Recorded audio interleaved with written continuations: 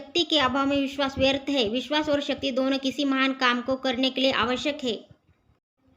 मनुष्य को ठंडा रहना चाहिए, क्रोध नहीं करना चाहिए। लोहा भले ही गर्म हो जाए, हथौड़े को तो ठंडा ही रहना चाहिए, अन्यथा वह स्वयं अपना हल्का जला डालेगा। कोई भी राज्य प्रजा पर कितना ही गर्म क्यों न हो जाए, अंत में उसे ठंडा ही होना पड़ेगा।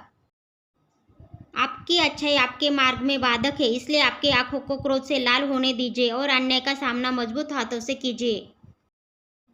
इस मिट्टी में कुछ अनूठा है जो कई बाधाओं के बावजूद हमेशा महान आत्माओं का निवास रहा है। काम करने में मजा तभी आता है जब उसमें मुसीबतें होती है। मुसीबतों में काम करना बहादुरों का काम है, मर्दों का काम है। कायर तो मुसीबतों से डरते हैं, लेकिन हम कायर नहीं है। हमें मुसीबतों से डरना नहीं चाहिए। यहाँ तक कि यदि हम हजारों की दौलत गंवा दें और हमारा जीवन बलिदान हो जाए, हमें मुस्कुराते रहना चाहिए और ईश्वर एवं सत्य में विश्वास रखकर प्रसन्न रहना चाहिए। बोलने में मर्यादा मत छोड़ना, गालियाँ देना कायरों का काम है।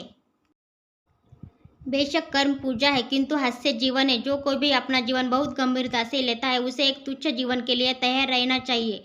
जो कोई भी सुख और दुख का समान रूप से स्वागत करता है, वास्तव में वही सबसे अच्छी तरह से जीता है।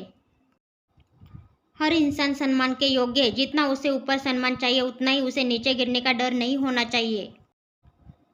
मेरी एक इच्छा है कि भारत एक अच्छा उत्पादक हो और इस देश में कोई अन्न के लिए आंसू बहाता हुआ भूखा न रहे। एकता के बिना जनशक्ति शक्ति नहीं है। जब तक उसे ठीक ढंग से सामंजस्य में ना लाया जाए और एकजुट ना किया जाए, और तब तक यह आध्यात्मिक शक्ति बन जाती है। जो तलवार को चलाना जानते हुए भी तलवार को म्यान में रखता है, उसी की अहिंसा सच्ची अहिंसा कही जाएगी। कायरों की अहिंसा का मूल्य ही क्या, और जब तक अहिंसा का स्वीकार नहीं किया जाता, तब तक शांति कहाँ। जब जनता एक हो जाती है, तब उसके सामने क्रूर से क्रूर शासन भी टिक नहीं सकता। अंततः जात पात के ऊंच नीचे भेदभाव को भुलाकर सब एक हो जाइए। अधिकार मनुष्य को अंधा बना देते हैं। इसे हजम करने के लिए जब तक पूरा मूल्य न चुकाया जाए, तब तक मिले हुए अधिकारों को हम गवा बैठेंगे। भारत की एक बड़ी विशेषता है, वह यह कि चाहे कितने भी उतार चढ़ाव आए, किंतु पुण्यशाली आत्मा यहाँ जन्म लेती रहती है।